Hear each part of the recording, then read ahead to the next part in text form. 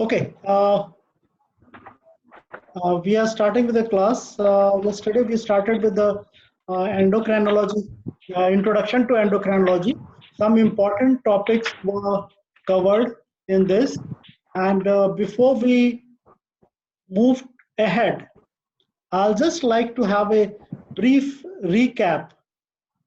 I think all these topics were recap of the last lecture.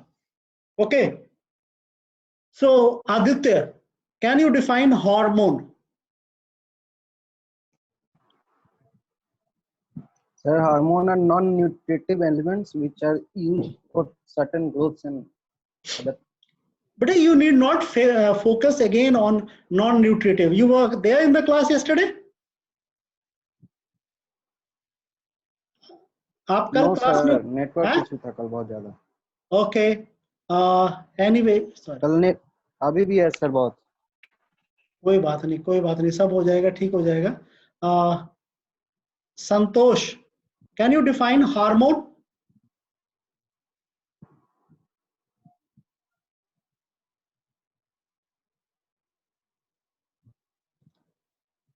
Akansha,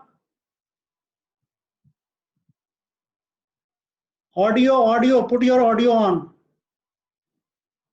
Sir, the term hormone is applied to chemical substance which produce one part of the body, enter the circulation, carry distance, organ, tissue, modify substance and function, structure and function. Okay, Akansha, you can define. Chemical substance produced in one part of the body and transferred as intercellular messenger to other part for its function. Well, while defining the hormone, I had told you secreted by endocrine gland. Okay, transported through circulation and acts on specific site. So these three things has to be taken care of while defining the hormone. Okay. Similarly, yes. Neurohumerals. Vishwajit Kumar, can you speak out?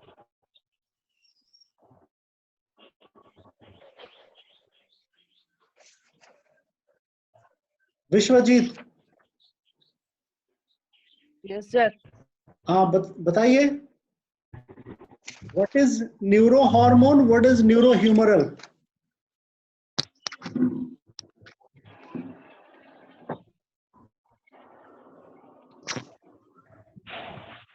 No answer. Okay. Okay, I come to next. Dr. Pramod, just take down the name of those who are not on with video. तो इनको हम इसको बाद में आप बात कर लीजिएगा interact. Lastly, I'll just speak a few things about releasing hormones. Releasing hormones हमने कल discuss किया था कि how it is released and how they work.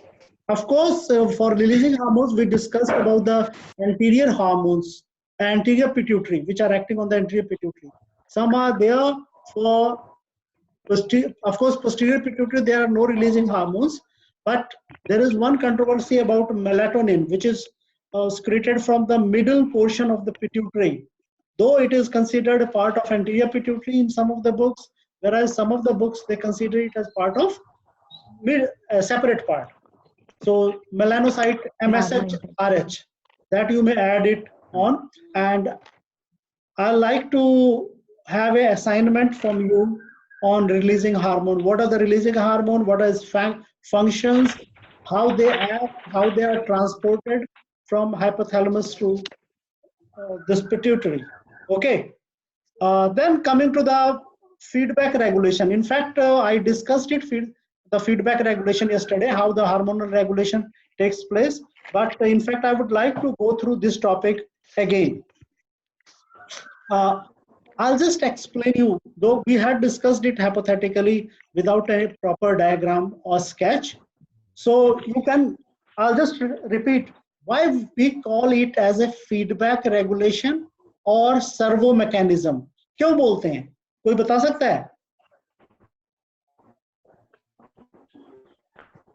servo mechanism or feedback regulation? Feedback regulation जो कल आप एग्जांपल दिए सर उससे एक्सप्लेन करें सर. बताइए एक just in nutshell you tell.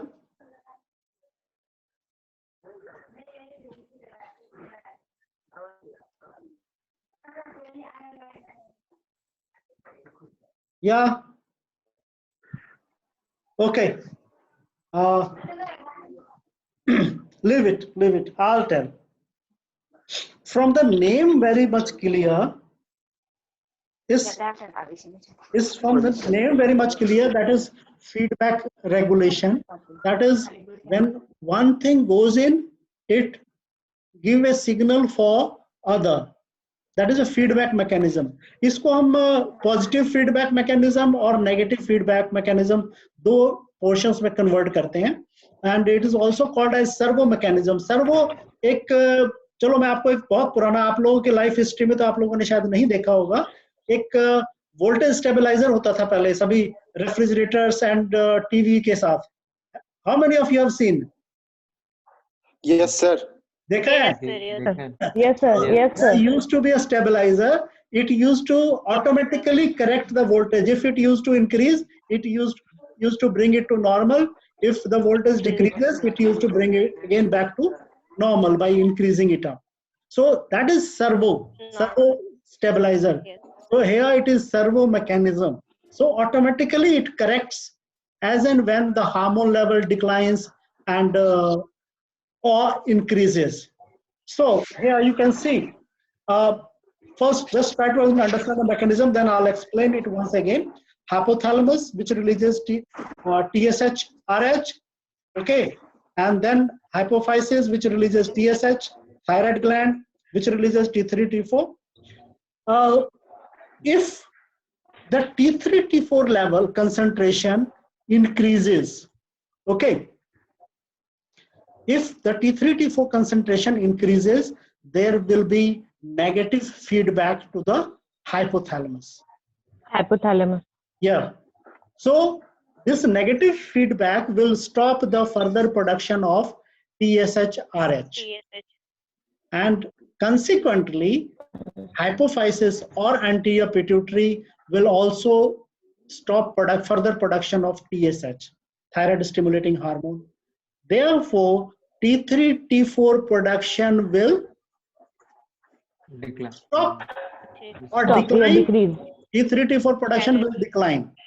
So, due to the decline in T3, T4, a stage may reach slowly where its concentration may decline in the blood circulation as compared to normal circulation.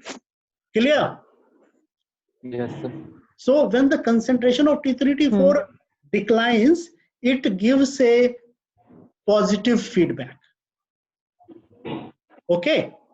It gives a positive feedback to the hypothalamus. So this positive feedback causes the release of TSH, RH.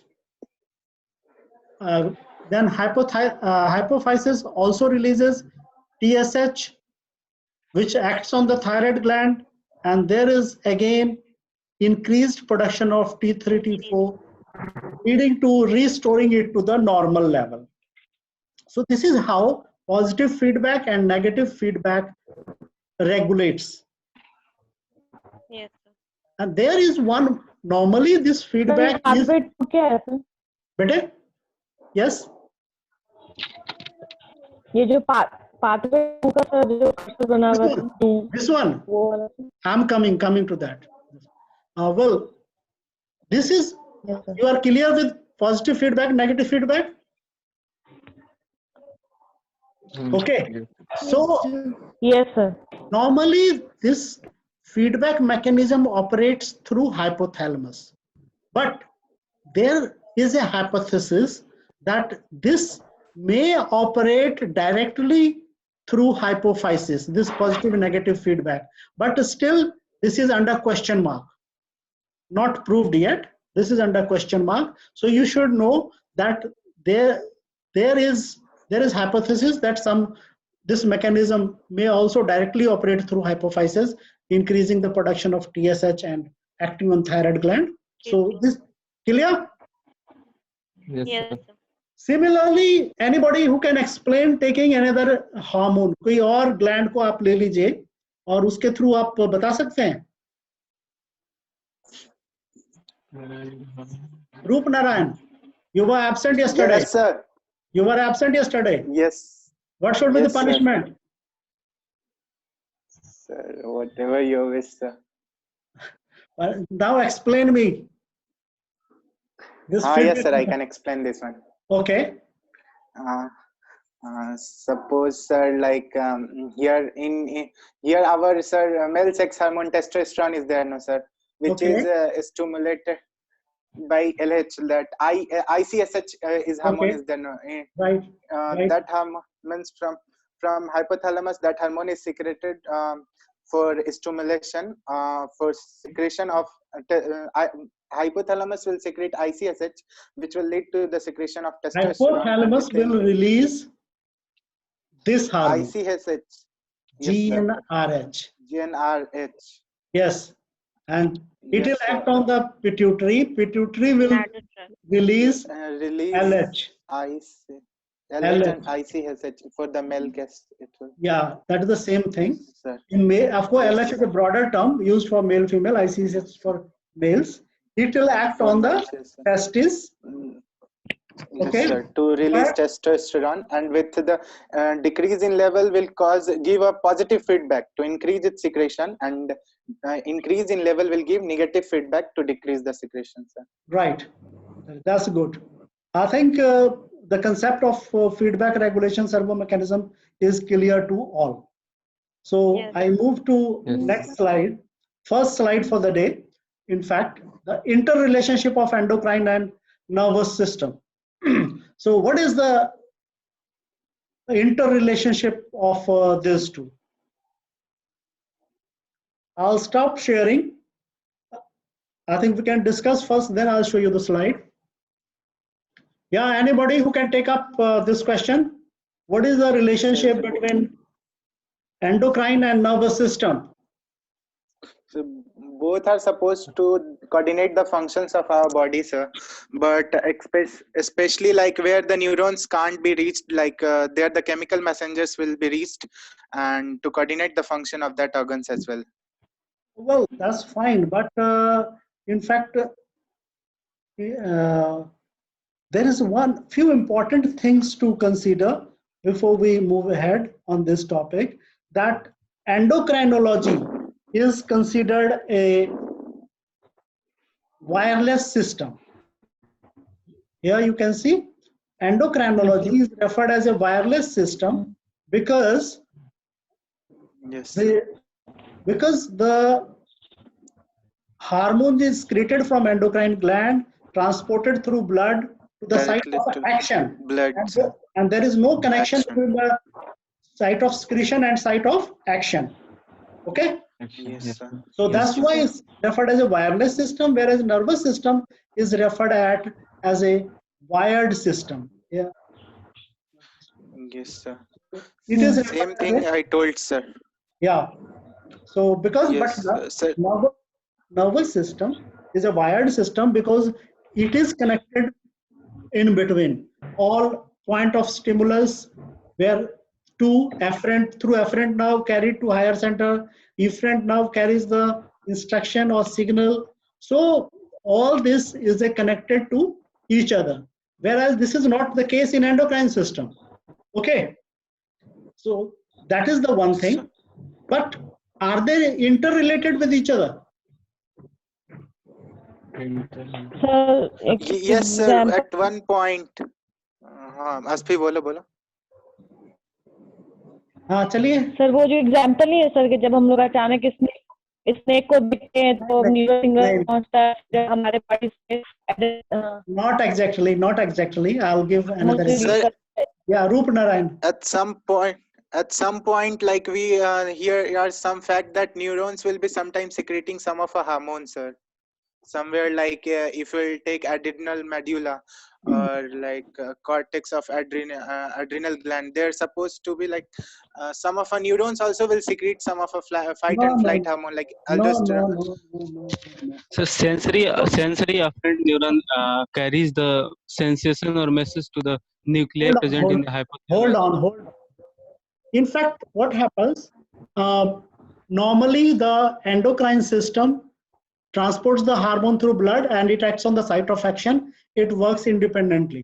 Similarly, the nervous system through nerves carried from point of stimulus to the site of action to the higher center back to the point of action. It works independently. But there are instances where both of these systems work in tandem. Means वो आपस में मिल के काम करते हैं. For example, there is one very typical example that is of ovulation in rabbit. Well, what happens is ovulation in rabbit. Most of the animals, ovulation takes place instantly. At the estradiol level peak reaches, there is a release of LH that induces ovulation.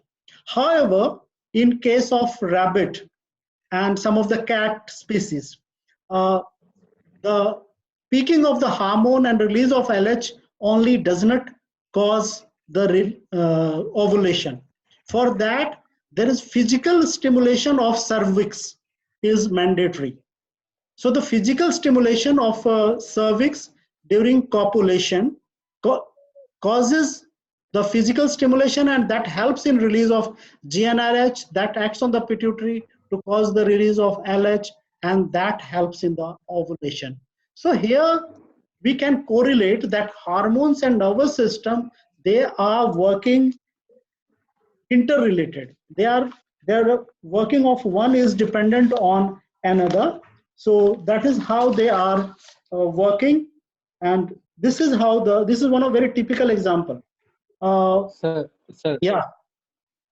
Sir इस statement के according ovulation और copulation same time rabbit में होता है क्या? नहीं बेटे, देखिए व्हाट हैपेंस ड्यूरिंग इन, आप किसी भी अभी आप धीरे ईस्टर साइकिल पढ़ेंगे मोस्ट ऑफ द स्पीसीज में, तो there are different phases of estrus cycle, proestrus, estrus, metestrus and diestrus. Normally copulation takes place during estrus phase, and after metistrus during the जो estrus set in होने के 12 घंटे के बाद in cows, I am speaking of the cows, about 12 to 18 hours after the onset of estrus, ovulation takes place due to the hormonal changes already going on in the body, irrespective of the fact कि copulation हुआ या नहीं हुआ. Because these days we are going for artificial insemination. Copulation doesn't take place. Okay. So yes, sir. That's how that is happening. That's referred as instantaneous ovulation. But in these species like rabbit, canines, physical stimulation of cervix is must, and that stimulates the cervix, inducing release of GnRH, and that is how it causes ovulation. One more example I'll give you, a very typical example you must have heard of. जो milking के लिए let down of milk होती है, have you heard of? Yes, sir. Let down for the let down of milk. Let down of milk means udder releases the milk to the teats. That takes place under the influence of oxytocin hormone. Okay. So normally the passaging of udder, that passaging means उसको udder को wash करना, teats को नीचे push करना, that is called as passaging of udder. Rattling of buckets, all these symptoms helps in release of oxytocin. But at the same time, आपने सुना होगा कि oxytocin inject करके milk let down किया जाता है. There is greater misuse of oxytocin, isn't it? Injection they. Yeah. But अगर जिन animals में आप इंजेक्शन दे रहे हैं ना, आप लगातार 10 दिन से इंजेक्शन दे रहे हैं, 11th day even if you doesn't give injection, give a stab, means आपने हाथ से वहां पे जोर से पुश किया at the site of injection, even that gives a reflex to the animal that oxytocin has been injected, and the letdown of the milk takes place. So there are some of the examples, but most typical example is ovulation in the rabbit. That proves that endocrine system and nervous system are interrelated with each other. Okay. Yes, sir. Next we come to is chemical nature of hormones. How many type of hormones? पहले थोड़ा बंद कर लेते हैं इसको sharing को. I think then yeah, you can speak out. 4 types. 2, 3, 3 types. For majorly four Steroid majorly. type, Peptide. Iodide. One by one. Iodide. I'll call Piyush will answer. So there are 4 types: steroidal and amino acid types. Some are like peptides, and one is steroid. Okay, leave it. One few more participants. They should. Durgesh, you like to answer?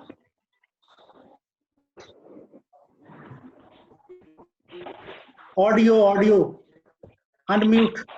आप इसको audio को unmute कीजिएगा. हाँ, steroids, peptides, amino acid derivatives, and iodine. Iodine hormone which has iodine in the. Okay. Let me come back to the slide.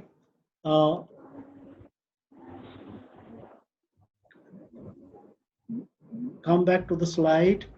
Yeah, here we are. Here you can see the chemical nature of hormones.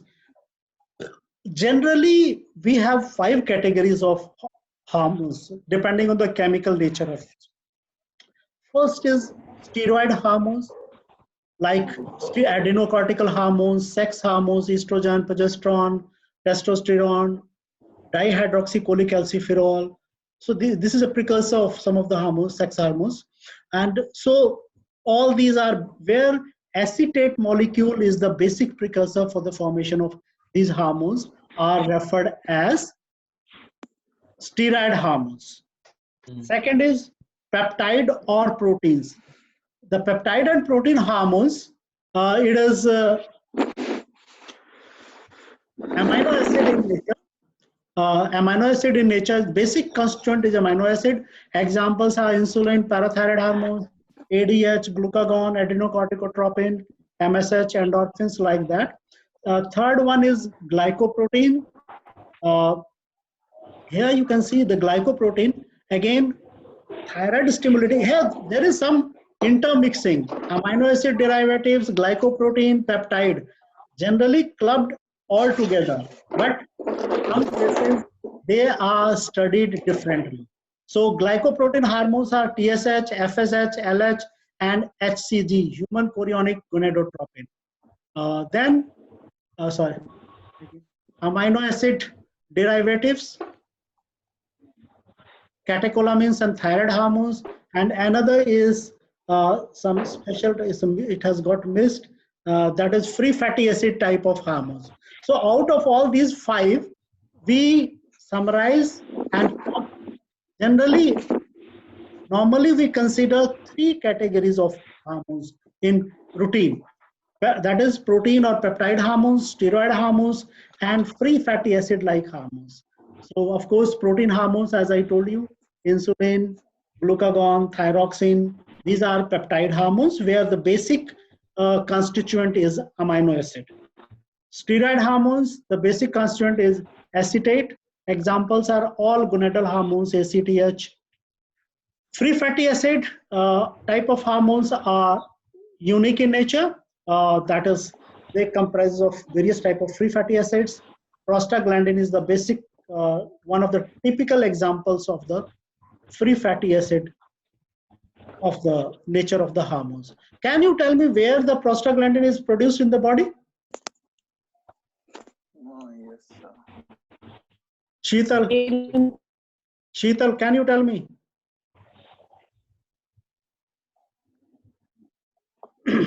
I don't know, sir. Roop Narayan? So, Uterus. Prostaglandin is produced from almost all cells of the body. All cells.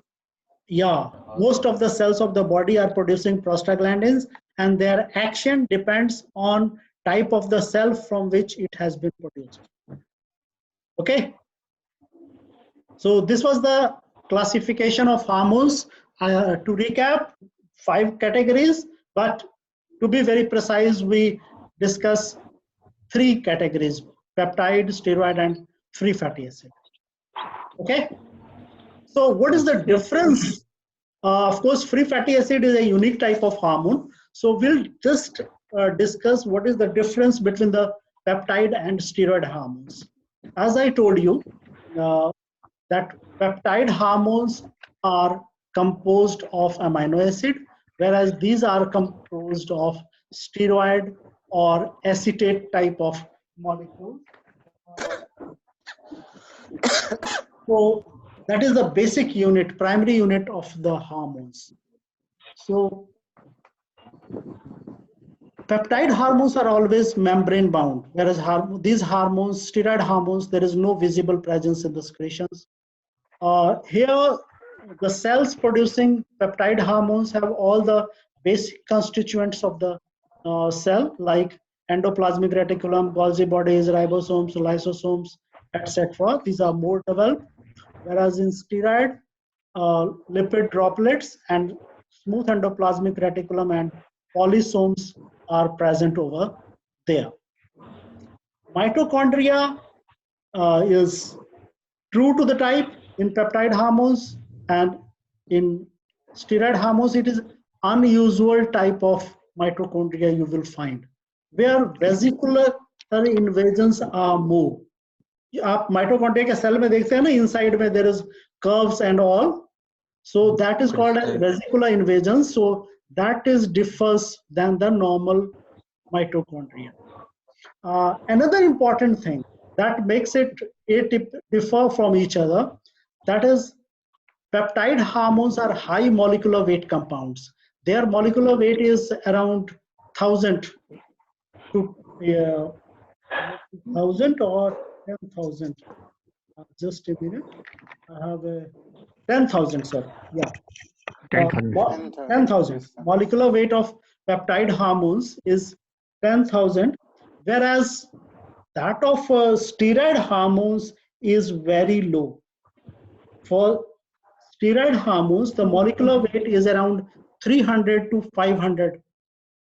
So how these things makes the difference? High molecular weight and low molecular weight. Anybody?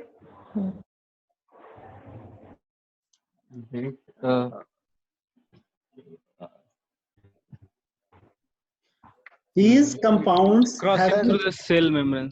Crossing through the cell membrane. Yes, sir. Both those constituent lipid.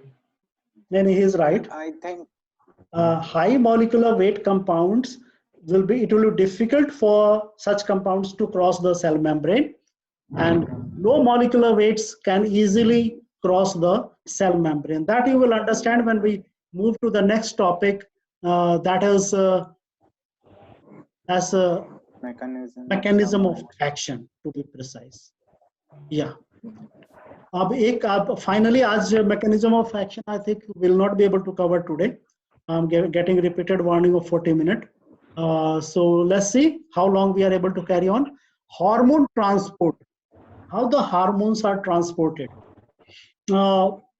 In fact, what happens, the protein, just first read the statement, then I'll explain you. Protein hormones are usually stored within the gland until needed. ये hormones secrete होते हैं, but and they are once they are released, they go into circulation, reaches the site of action, and shows its impact. During transport, they are not stored. So as and when their concentration declines, they are released from the gland. So this is how this happens. Whereas steroid hormones are also not stored, instead they are released as produced.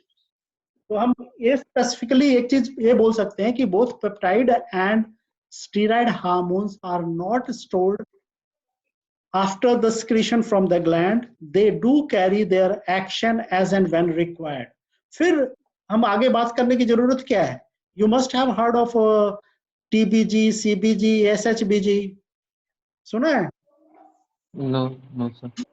Okay. What happens? Since these hormones are not stored, we have some carrier proteins. We have carrier proteins for steroid hormones and thyroxine hormone. Okay, so CBG, corticosteroid binding globulin, was first to be identified and is also called as transcortin. So it helps in binding of adrenocorticosteroids and progesterone. Then we have SHBG, sex hormone binding globulins, which binds estradiol and testosterone. Then thyrox, for the binding of the thyroxine globulin, TBG. So what happens during the transport? As soon as they are released, they are traveling in the circulation. These specific proteins put a sort of coating on these hormones, and as soon as they reaches the site of action, when the hormone receptor complex is to be formed, they shed these binding specific proteins. ये उससे अलग हो जाते हैं, so that hormone receptor complex can be formed. So they help in transportation, and slightly you may say कि इनकी जो quality of the hormone उसको prolong करने में थोड़ा help करते हैं. Okay, so this is how the hormone is transported once they are released. So some specific for peptide hormones, there is, of course, thyroxine is a peptide hormone, but thyroxine has so many unique properties. It doesn't fit exactly into the protein hormones. अभी आप mechanism of action में बात करेंगे, तो for peptide hormones, the receptors are located on, yes, membrane, surface of the cell membrane. Whereas for thyroxine hormones के जो receptors हैं nuclear chromatin पे